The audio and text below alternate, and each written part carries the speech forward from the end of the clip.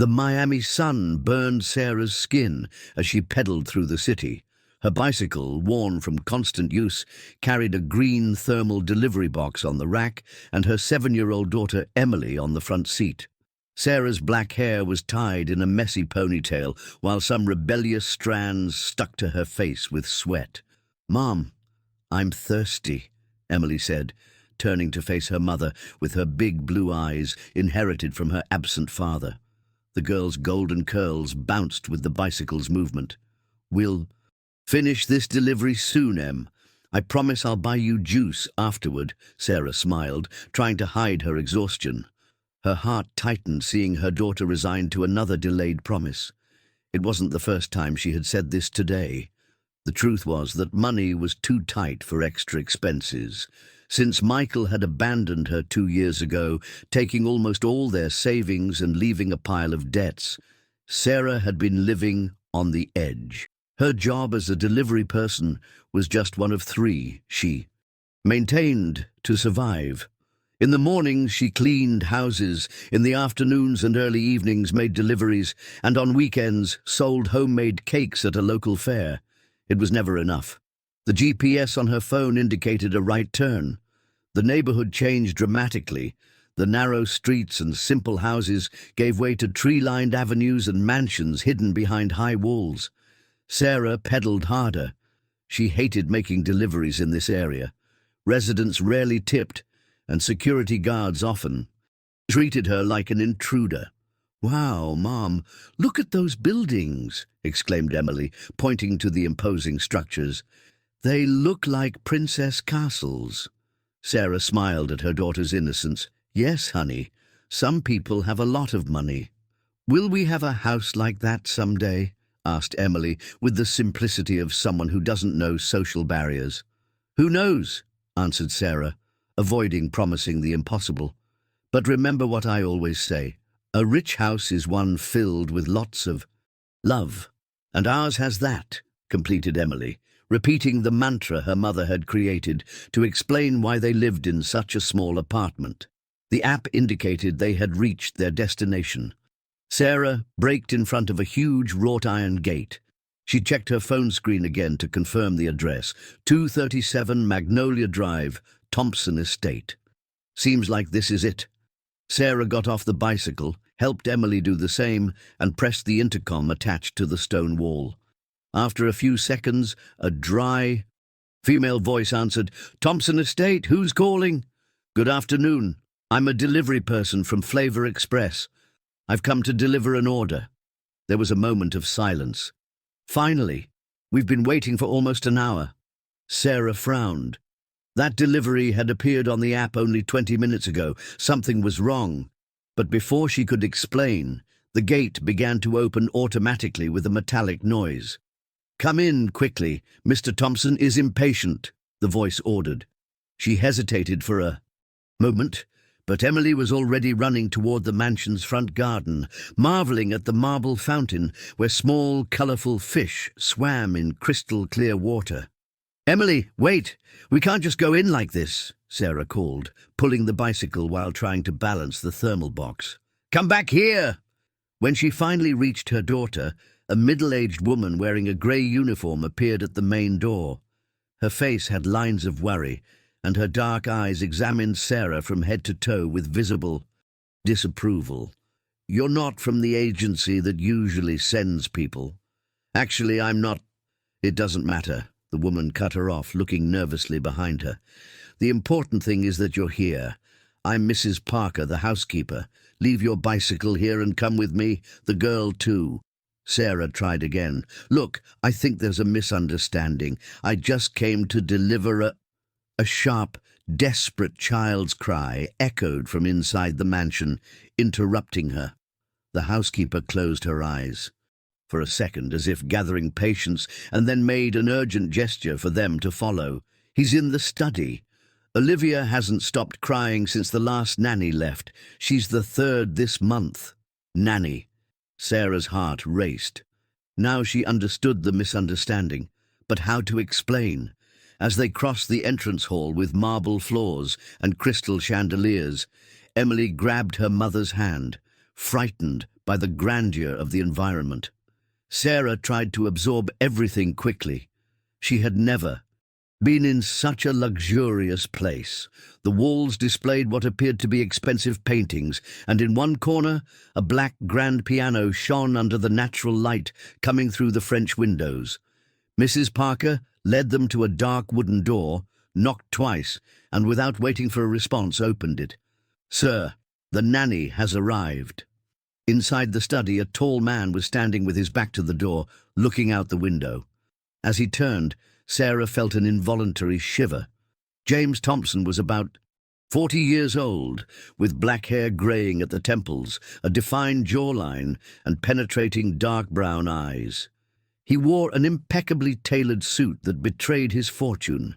His face had lines of fatigue and a severe expression. "You're late," he said without greeting, "but there's still time. Follow me." He walked out the door without waiting for a response, completely ignoring Emily's presence.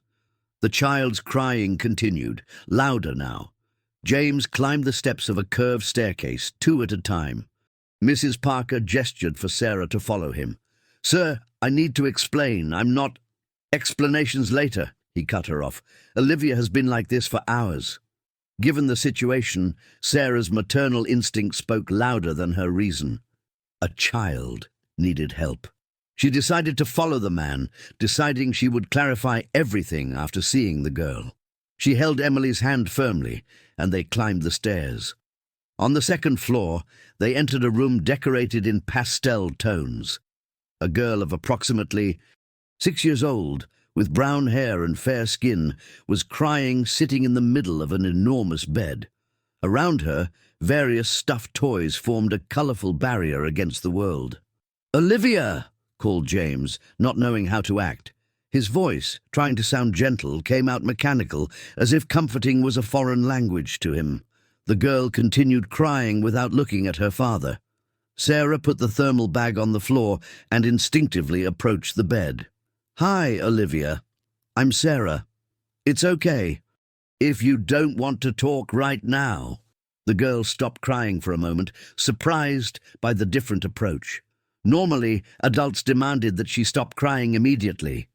Emily, sensing a moment of opportunity, let go of her mother's hand and climbed onto the bed. "Hi, I'm Emily. You have so many cool toys." Olivia looked at the blonde girl with red and swollen eyes. "Are you staying here too?"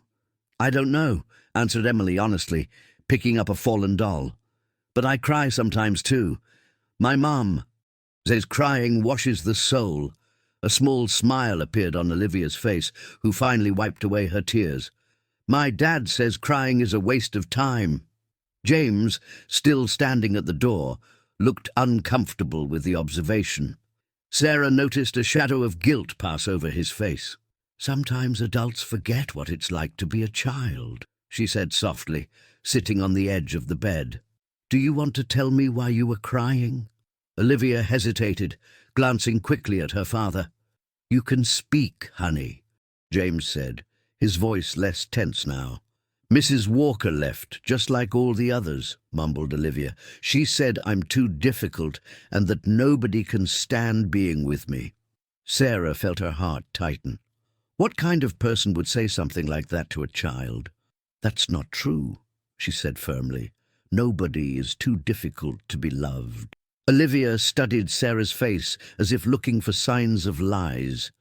Then she turned to Emily, who was organizing some dolls in a row. "Do you want to play school with me?" she asked timidly. "I do," replied Emily enthusiastically. "Can I be the teacher?" While the girls began to interact, James gestured for Sarah to follow him out of the room. In the hallway, he observed her intensely, as if trying to decipher a complex code. "Impressive," he said finally. "It usually takes days before she accepts a new nanny." This is the moment to explain the misunderstanding, thought Sarah. But something held her back. The relieved expression on that man's face upon seeing his daughter finally stop crying moved her, and Emily rarely had the opportunity to play with other children her age. "Just for today," she promised herself. She would explain everything when the situation was calmer. About the job, continued James, interpreting her silence as expectation. We need someone full-time, Monday to Friday from 8 to 7.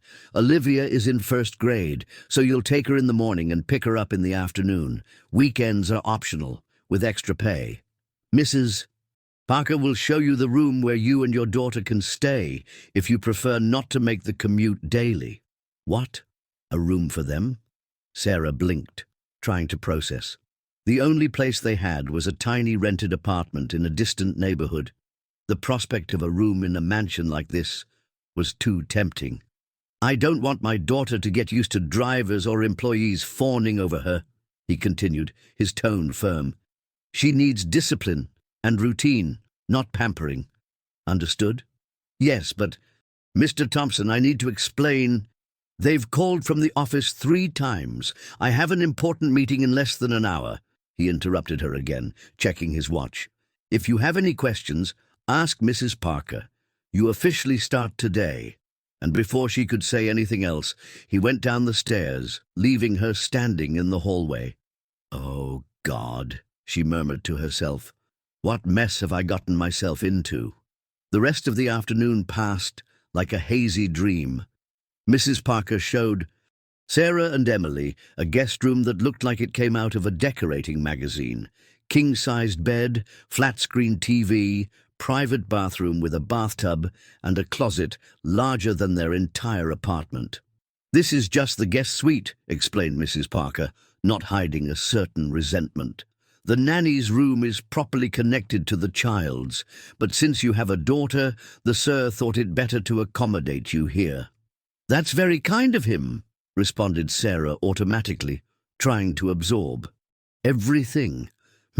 Kind is not exactly how I would describe Mr. Thompson, muttered Mrs. Parker. Then, raising her voice, anyway, dinner is served at 7 for Olivia and at 8 for the sir when he's home. The girl has piano lessons on Tuesdays, ballet on Thursdays, and swimming on Saturdays. The rest of the schedule is on the iPad in her room. While Mrs. Parker spoke, Sarah looked at Emily, who was touching the silk bedspread with her fingers, amazed. "Mum, this is softer than a cloud," she exclaimed. Mrs. Parker looked at Emily with an expression that momentarily softened. "Olivia never talks like that," she commented quietly. Maybe your daughter will be good for her." That surprised Sarah. There was more to this story than just a difficult child and a busy father. "Excuse me," she began, determined, "but I really need to speak with Mr. Thompson. There's been a He left for a meeting. He won't be back before 10 as usual." Mrs. Parker cut her off. "Now if you'll excuse me, I need to check on dinner." Alone with Emily in the room, Sarah sat on the edge of the bed, trying to organize her thoughts. Her delivery was never made. The original customer was probably waiting. Her phone showed 3 missed calls from the app. "We're in trouble, Em," she murmured, running her hands over her face. "It's so beautiful here, Mom," said Emily, already experimenting with jumping on the soft bed. "Olivia has a room full of toys, but she said she never plays with them. She spends most of her time alone." Sarah's heart tightened. It was hard to imagine a lonely child amid such luxury. She thought of her own daughter, who had so little materially, but so much joy. "Em, we need to leave," she said finally, determined to end this misunderstanding before it got even more complicated. Emily stopped jumping, disappointed. "But Olivia invited us to dinner. She said she never eats with anyone." At that moment, a soft knock on the door interrupted the conversation. It was Olivia, timidly holding a teddy bear. "Are you coming to eat dinner with me?" she asked, her big eyes pleading. "I promised to behave well." How could she say no to a look like that? Sarah sighed, defeated. "Of course, dear. We'll just wash up first." Olivia smiled, a smile that seemed rare and precious, and went skipping down the hallway. "Just tonight," Sarah promised herself. "Tomorrow, I'll sort everything out." Dinner was served in the immense dining room, where a mahogany table for 20 people seemed to swallow the 3 figures seated at one end. Olivia, for the first time seated with company, ate without needing to be reminded. Emily talked non-stop, telling stories about the public school she attended, and Sarah observed the interaction between the two with a mixture of joy and apprehension.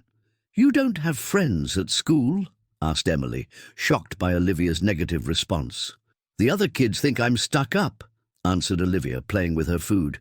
"But I'm just shy." "Tomorrow I can teach you how to make friends," offered Emily. "It's easy. You just need to smile and ask, 'Do you want to play with me?'" Olivia looked at Sarah, seeking confirmation. "Does that really work?" "Most of the time," replied Sarah gently. "And if it doesn't work, you try with someone else. The secret is not to give up." That's when Sarah realized they were being watched. At the dining room door, James was observing them with an indecipherable expression. How long had he been there? "Daddy!" exclaimed Olivia, and there was genuine joy in her voice. "Are you going to eat with us?" He seemed caught by surprise, both by the invitation and by his daughter's excitement. "I have work to do in the study." Olivia's smile instantly withered.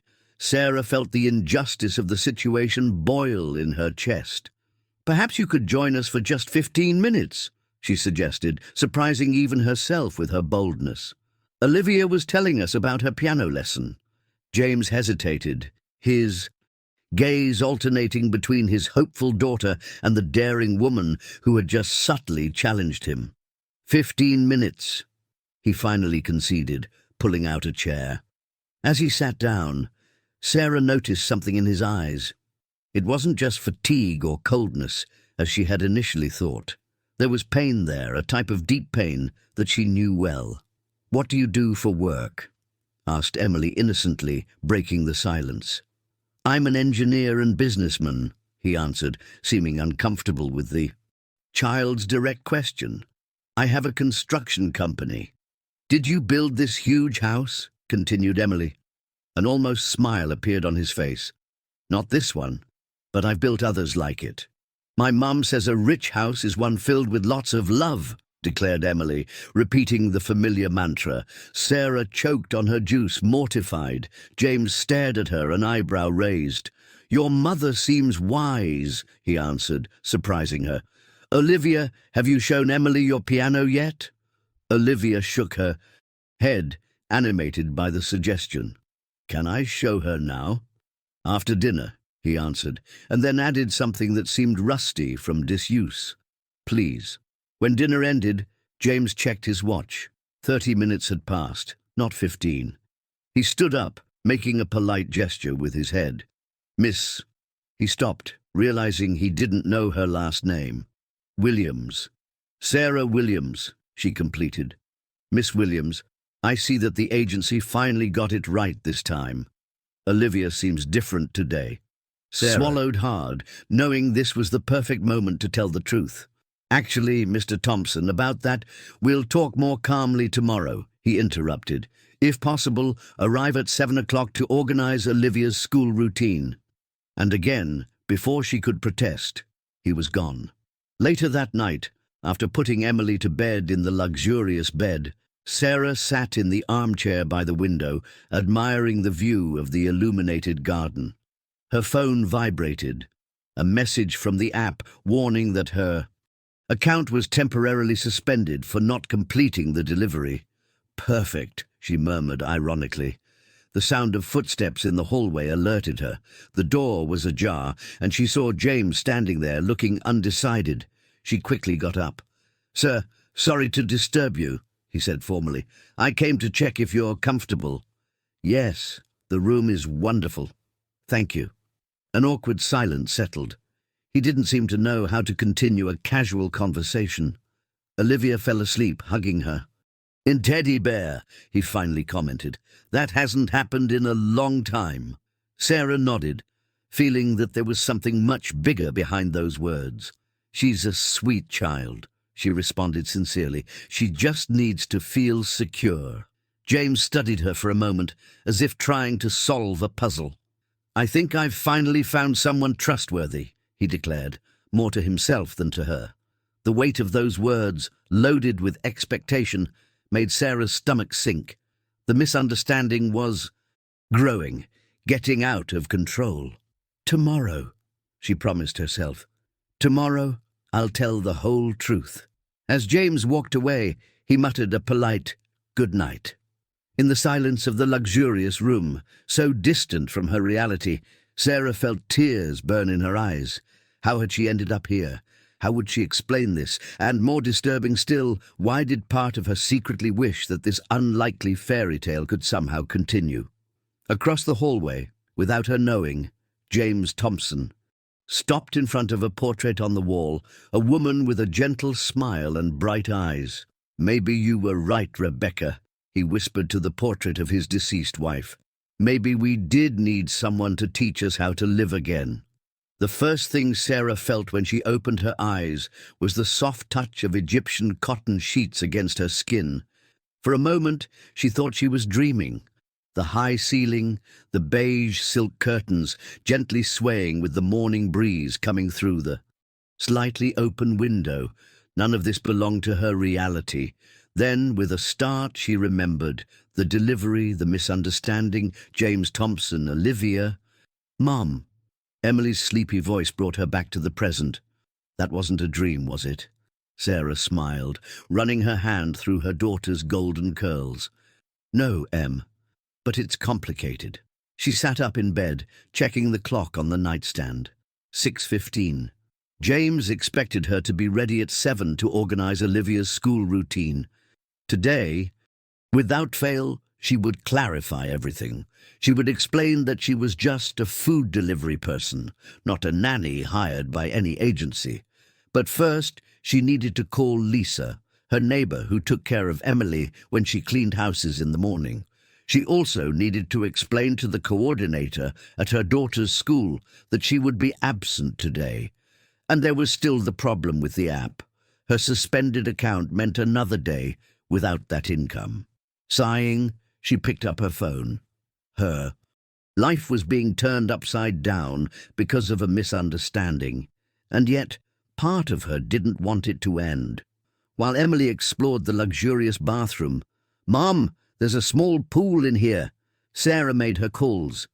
Lisa, understanding half the situation, agreed to feed the cat and water the plants in the small apartment. The school coordinator, accustomed to the emergencies of a single mother, only asked that she make up for the missed material. After a quick shower, purposely avoiding the temptation of the jacuzzi, Sarah put on the same clothes from the day before, embarrassed for not having brought another change. She helped Emily get ready, and taking a deep breath, went out into the hallway at exactly 7. The sound of a piano reached her ears softly. Following the melody, she found a music room where, to her surprise, Olivia was playing with surprising dedication for a 6-year-old child. Standing at the door, she observed the small fingers running across the keys in a simple sonata, but executed with mechanical perfection. "She never plays voluntarily." The deep voice behind her almost made her jump. James was standing there, observing his daughter with an expression that mixed admiration and sadness. "Good morning, Mr. Thompson," greeted Sarah, trying to recover her composure. "Good morning," he replied, without taking his eyes off Olivia. "Rebecca, my wife, was a pianist. She insisted that Olivia start early, like her." It was the first time he had mentioned his wife. The absence of a female figure in the house and the portrait in the hallway had already given Sarah the impression that Olivia's mother was no longer present. But now she was certain. "She plays beautifully," commented Sarah, sincere. "She plays like a robot," he answered with sudden bitterness. "Without soul, just technique. Exactly as the expensive music teachers I hired demand." Before Sarah could respond, Olivia noticed their presence and stopped abruptly. Her face lit up upon seeing Sarah and Emily, but assumed a more contained expression when she noticed her father. "Good morning, Daddy," she said formally, getting down from the piano bench. "Good morning, Sarah. Good morning, Em." "You didn't have to stop because of us," said Sarah gently. "It was beautiful." The girl shook her head. "I have to get ready for school." "I'll help you," Emily immediately offered, running to take her new friend's hand. While the girls went upstairs, an uncomfortable silence settled between the adults. James finally turned to Sarah, studying her as if really seeing her for the first time. "Mrs. Parker prepared breakfast. Olivia needs to eat something substantial before school. She tends to skip meals when she's anxious. The driver will be ready at 7:30 if you need anything for your daughter." "Mr. Thompson," Sarah interrupted him, gathering all her courage. "I need to talk to you about something important." He frowned, unaccustomed to being interrupted. "Go ahead. I'm not who you think I am." An eyebrow rose on his austere face. "What do you mean?" "Yesterday, when I arrived, there was a misunderstanding. I'm not a nanny sent by any agency. I'm just a food delivery person. I came to make a delivery, and your housekeeper thought I was the nanny you were expecting." She expected to see anger, disappointment, or even accusation on his face. But to her surprise, James merely stared at her impassively, processing the information. "I see," he said finally. "And why didn't you explain this yesterday?" Sarah felt her face heat up. "I tried several times, but you were busy. Olivia was crying. The girls started getting along. I simply couldn't find the right moment." James looked at her slowly, his penetrating eyes never leaving hers. "And besides delivering food, what else do you do?" The question caught her by surprise. "I clean houses in the morning and sell homemade cakes on weekends. I had to bring Emily with me yesterday because the neighbor who takes care of her was sick." "3 jobs," he commented without explicit judgment, but Sarah felt the implicit evaluation. "I do whatever is necessary to take care of my daughter," she answered, raising her chin. Something like admiration briefly flickered in his eyes. "So you have no experience as a nanny?" "Formally, no. But I've taken care of children, while their mothers worked in the neighborhood." James looked at his watch. His thoughts seemed distant, calculating possibilities. "Olivia smiled yesterday," he said abruptly. "Twice! And she played the piano voluntarily today. That hasn't happened for a long time." Sarah waited, not knowing where he was going with this. "I don't care if you came by mistake," he decided. "What matters is that, for some reason, my daughter responded positively to your presence and to your daughters. Mr. Thompson, I'm willing to hire you officially," he continued, as if he hadn't been interrupted. "The salary will be double what you earn with your 3 current jobs." Sarah blinked, stunned. "But you don't even know how much I earn." "I know enough," he answered pragmatically. "How much do you need to leave your other jobs and dedicate yourself exclusively to Olivia?" The sum he mentioned next made Sarah momentarily lose her breath. It was more than she earned in 3 months. "That's very generous, but it's not generosity," he cut her off. "It's an investment in my daughter's well-being. The only condition is that you live here during the week. Your daughter can attend the same school as Olivia. I've already checked that there are vacancies." Sarah's heart raced. Emily in a private school, a salary that would finally free her from debts, a room in that mansion. "I need to think," she answered honestly. "It's a big decision." "You have until the end of the day," he said, checking his watch again. "Now, if you'll excuse me, I have a meeting in 30 minutes. As he walked away down the hallway, Sarah remained motionless, trying to process what had just happened. She had told the truth, and yet he wanted to hire her. It was surreal. The sound of children's laughter filled the air, and she saw Olivia coming down the stairs with Emily, both ready for breakfast. There was a lightness in little Thompson that strongly contrasted with the lonely, crying girl from the day before. Perhaps, thought Sarah, this mistake of destiny wasn't a mistake after all. The first week at the Thompson mansion passed like a whirlwind. After accepting James's proposal, how could she refuse? Sarah found herself immersed in a new life. Emily was enrolled in the prestigious international school, wearing the expensive uniform that James insisted on paying for as a hiring bonus. The mornings were now occupied helping Olivia with her school routine, while the afternoons were divided between accompanying the girl's extracurricular activities and ensuring she had time to simply be a child, something that Sarah quickly realized was drastically lacking in the little heiress's life. Mrs. Parker, the housekeeper, observed everything with initial suspicion, but gradually lowered her guard, especially upon seeing the changes in Olivia. "I've never seen her eat so well," she commented one night, while collecting the plates from the girls' dinner, "or have so much patience with homework." "Children respond well to emotional stability," replied Sarah, helping to stack the plates despite Mrs. Parker's protests, "and having Emily as a friend has done wonders for her." The two girls had become inseparable. For Emily, Olivia was the princess who showed her a world of privileges never imagined.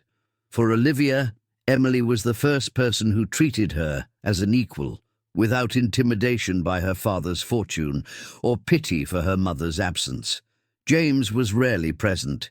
He left before dawn and returned late at night, often only to lock himself in his study. Sarah observed him from a distance, gradually building an understanding of the man behind the cold facade. There was pain there, a deep pain that she recognized well.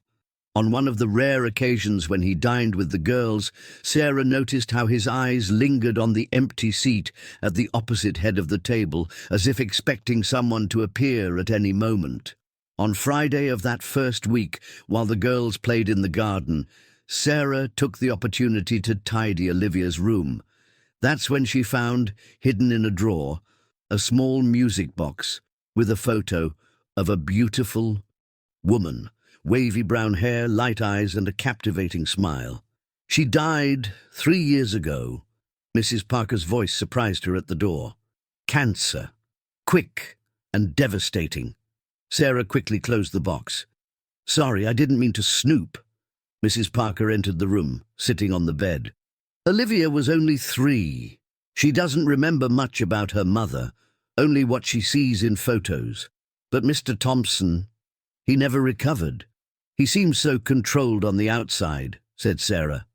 Mrs. Parker sighed deeply. "Control is how he deals with everything. Before, he smiled, played with his daughter. After Rebecca died, he drowned himself in work. He built an even bigger empire, but forgot to live." Sarah nodded, understanding another piece of the puzzle that was James Thompson. "Why are you telling me this?" she asked softly. "Because you're the first person who made that girl smile in years," replied Mrs. Parker with raw honesty. "And I thought you should know what ground you're treading on." That night, while putting Emily to bed, Sarah was surprised by an unusual request. "Mom, can we stay here forever?" asked the girl, her blue eyes shining with hope. "Em, you know this is just a job, right? Our home is that little apartment in the suburbs. But Olivia needs us. She told me that before we arrived, no one ever stayed very long." Sarah's heart tightened. Olivia had become as attached as Emily, and breaking that bond would be painful for both. "We'll stay as long as necessary," she promised, kissing her daughter's forehead. "Now, sleep." When she returned to her own room, she found James standing on the private balcony, looking at the illuminated garden where a pool reflected the moonlight. He didn't hear her arrive, and for a moment Sarah saw beyond the mask. His shoulders were slumped, and there was a vulnerability in his posture that he never showed during the day. "Mr. Thompson," she called softly. He turned quickly, regaining his posture. "Sarah, sorry for the intrusion. I wanted to know how the week went." "Very well. Olivia is adapting incredibly. Today she even initiated a conversation with another girl in ballet class." A brief smile appeared on his face. "That's surprising. Good work." "It wasn't my work," she replied honestly. "Emily has been a good influence. She taught Olivia to approach other children without fear." James nodded, thoughtful. "Speaking of Emily, I brought something for her. He handed over a package wrapped in colourful paper. It's an art set. The teacher mentioned she has a talent for drawing. Sarah blinked, surprised both by the gesture and the information. You spoke with her teacher? I called the school today. I wanted to know how she was adapting, he replied, as if it were perfectly normal for a busy businessman to worry about his employee's daughter. That's very kind of you, said Sarah, genuinely touched. It's not kindness, he cut her off, as he always did when the subject touched on emotions. It's practical. Happy. Emily means happy Olivia, but there was something more there, something he wasn't saying. Sarah decided to risk it. You lost your wife, she said softly. I lost my marriage. Different situations, similar pain. I understand the impulse to close oneself off. James stiffened, his dark eyes fixing on her with disconcerting intensity. For a moment, Sarah thought she had crossed a dangerous line.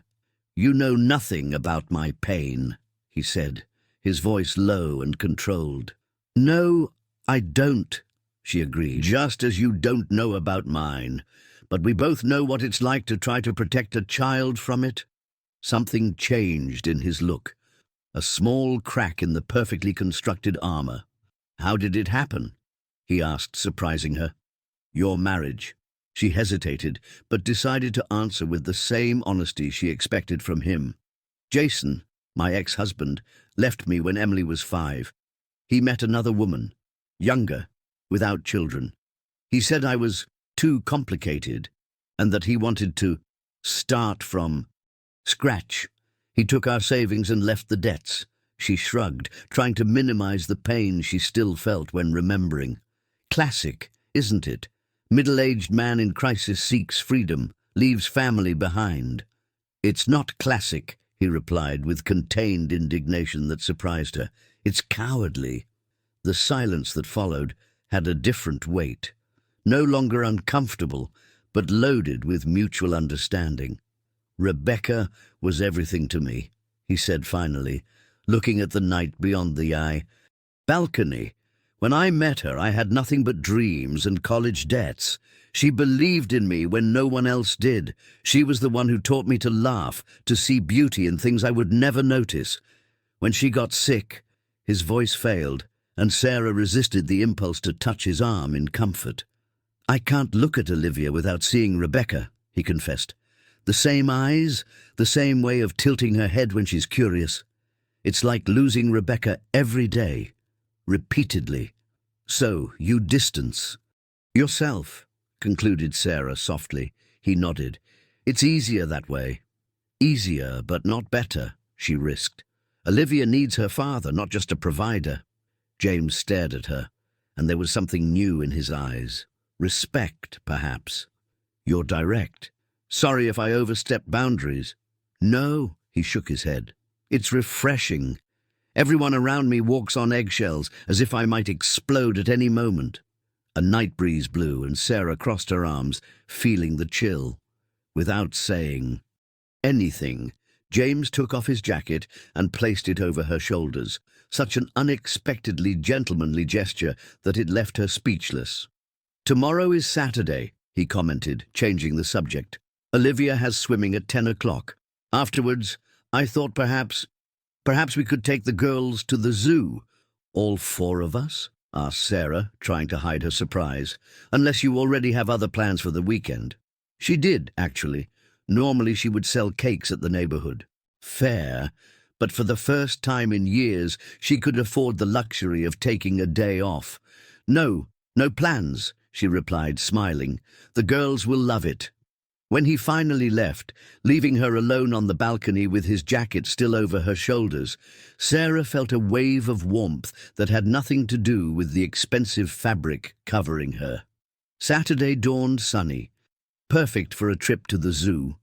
Olivia's swimming lesson went without problems, with Emily watching fascinated as her friend cut through the pool water with precise strokes. She swims like a mermaid, commented Emily, admiring.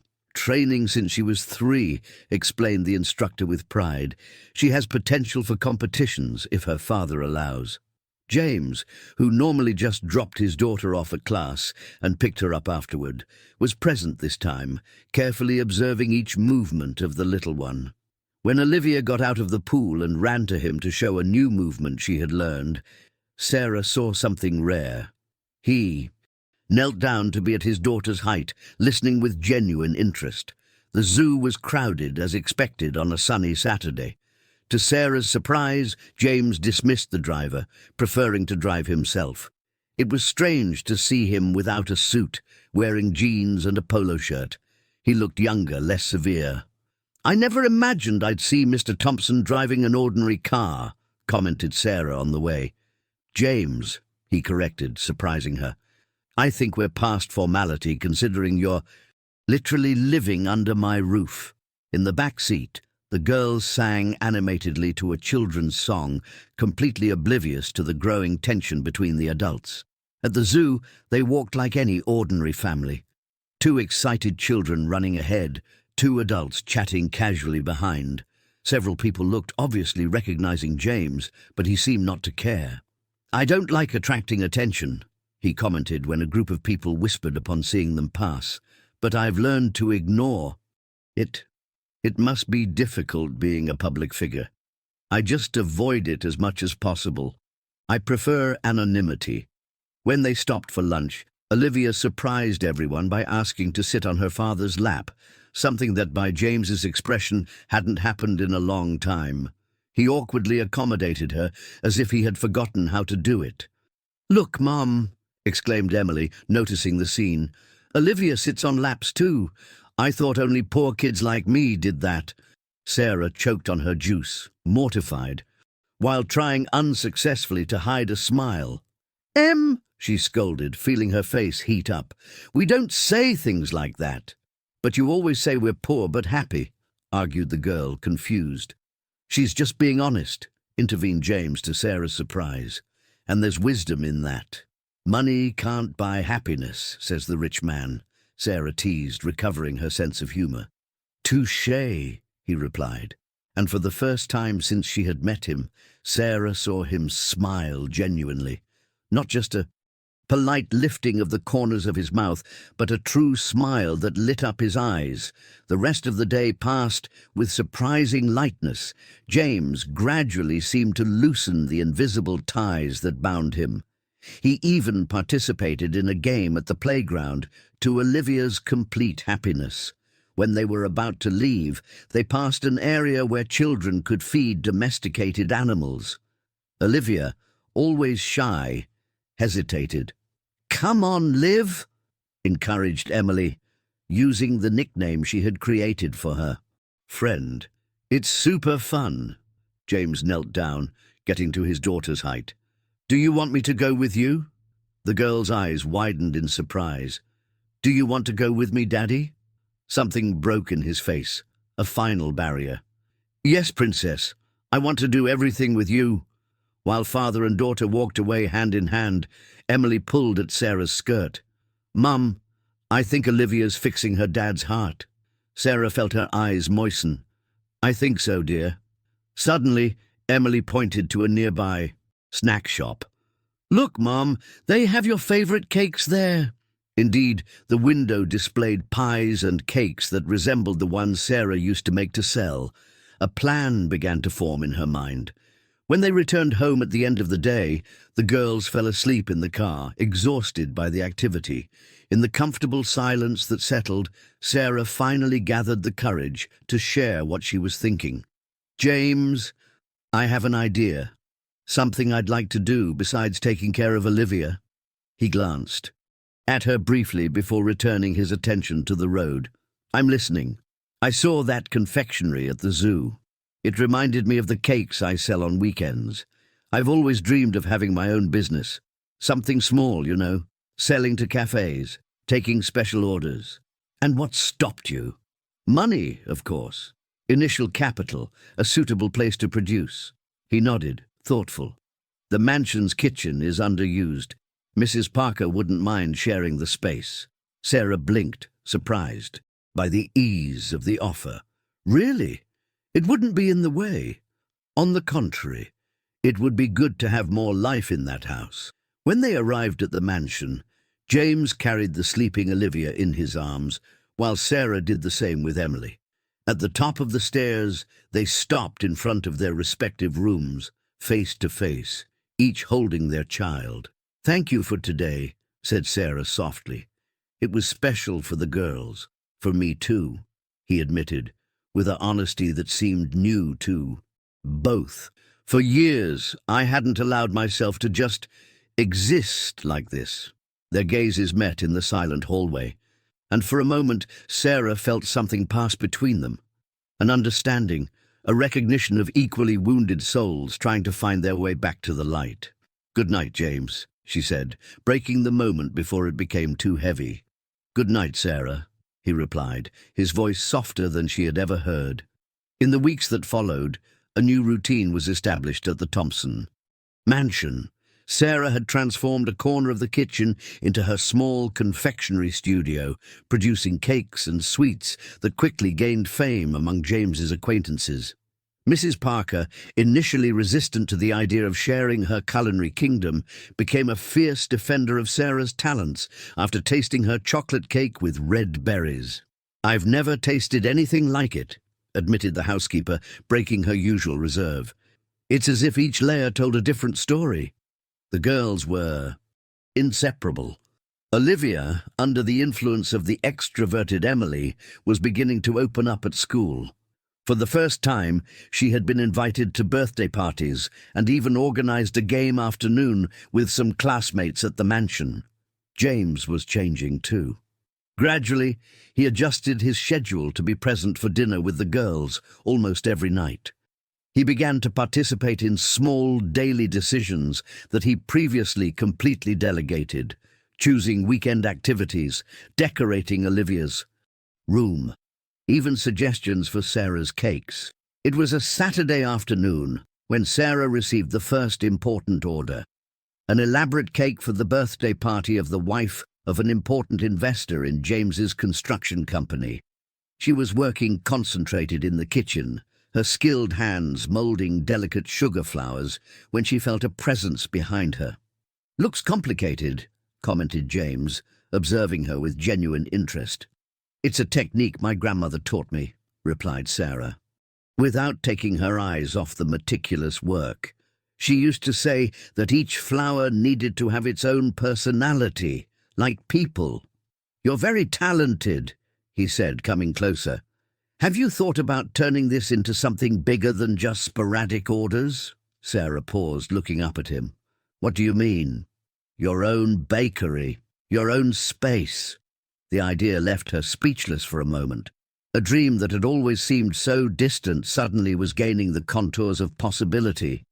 "It would be wonderful," she finally admitted, "but it's a considerable investment." "I have some empty commercial properties downtown," he commented, as if it were nothing. "There's one in particular on the corner of Atlantic Avenue, with wide display windows and an industrial kitchen in the back. It was meant to be a cafe, but the tenant gave up before opening." Sarah felt her heart quicken. She knew the location. It was a prime spot, close to offices and high-class schools. "James, I can't accept." Something like that. Who said anything about accepting? He smiled, that rare smile that illuminated his entire face. "I'm proposing a partnership. You provide the talent, I provide the space. We split the profits." She stared at him, suspicious. "Why would you do this?" For a moment, James appeared vulnerable, almost shy. "Because I like seeing you happy," he answered simply. "And because Emily told me this was always your dream." Sarah smiled, touched by the confession. It was so rare to see him express feelings directly. "Emily has been quite talkative, hasn't she? She told me you cried when you had to sell your grandmother's mixer to pay the rent." Sarah lowered her gaze, the memory still painful. "It was a difficult month." James moved closer, making a sudden decision. With delicacy he lifted her chin with a finger, making their gazes meet. "You will never again need to sell anything you love," he promised, his voice low and intense. The air between them changed, charged with an electricity that had been growing for weeks. Sarah felt her heart race when he slowly leaned in, giving her time to back away if she wanted. She didn't back away. The kiss was gentle, hesitant at first, as if both were relearning something long forgotten. When they separated, James seemed slightly dazed, as if he hadn't planned that. "Sorry, I didn't—" "Don't apologize," interrupted Sarah, smiling. "Unless you regret it." "Never," he responded immediately, and there was such certainty in his voice that Sarah felt a warmth spread through her chest. A noise at the kitchen door made them instinctively move apart. Olivia and Emily were standing there holding hands, looking at them with expressions ranging from surprise to absolute satisfaction. "Were you two kissing?" asked Emily directly, as always. Sarah felt her face heat up. "Em, don't be indiscreet. Does this mean you're boyfriend and girlfriend now?" the girl insisted, ignoring the reprimand. James exchanged a look with Sarah before kneeling to the height of the two girls. "It means we're discovering how we feel about each other," he explained with sincerity. "What do you think about that?" The question caught Sarah by surprise. She didn't expect him to consult the girls. "I think it's great," exclaimed Emily without hesitation. "Olivia can be my sister." All eyes turned to Olivia, who had remained quiet until then. The girl seemed to be processing the situation, her small face serious as when she tried to solve a particularly difficult math problem. "Daddy," she finally began, her voice small but decided, "you've been smiling a lot more since Sarah arrived, and Emily is my best friend." She paused, as if gathering courage. Mum would have liked her. She liked people who make cakes and smile a lot. The simplicity of that declaration hit James like a wave. Sarah saw his eyes water as he pulled his daughter into a tight hug. "Thank you, Princess," he whispered against the girl's hair. Emily, never one to be left out, threw herself into the hug, pulling Sarah with her. For a moment the four stayed there, a tangle of arms and laughter, an unlikely family formed by chance, or perhaps, as Sarah was beginning to believe, by something more than simple coincidence.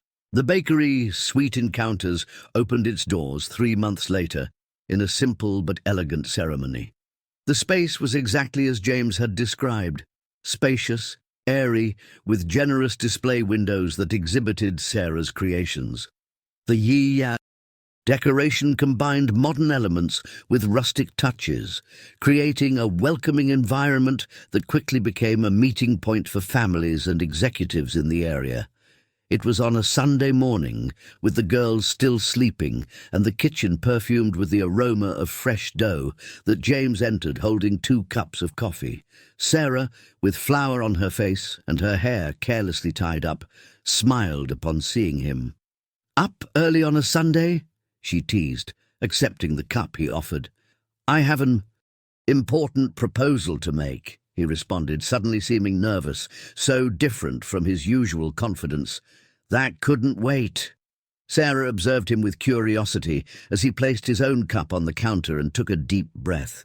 "I've been thinking a lot about us, about how our lives intertwined in such an unexpected way," he began. "About how my house became a home again when you and Emily arrived." Her heart accelerated when he took a small velvet box from his pocket. "I didn't plan a big speech," continued James, opening the box to reveal a delicate ring with a sapphire surrounded by small diamonds. "I just know that I want to wake up every day with you by my side. I want to see our daughters grow up together. I want to build a life where the past is honored, but doesn't prevent us from creating a luminous future." He paused, his eyes never leaving hers. "Sarah Williams, would you do me the honor of becoming my wife?" While the four embraced in the sunlit kitchen, Sarah thought about how destiny could be curious in its deliveries. She had arrived at that mansion with a thermal backpack containing an order that was never delivered, and she had ended up receiving in return much more than she had ever dreamed. A family, a home, a future. "I love you," whispered James against her hair, words he had never said before, but which now sounded as natural as the air itself. "I love you too," she replied, feeling the truth of those words resonate in every cell of her body. That Sunday morning, with flour on her hands and the smell of fresh dough in the air, Sarah knew with absolute certainty her wrong delivery had been, in fact, Destiny's most perfect delivery.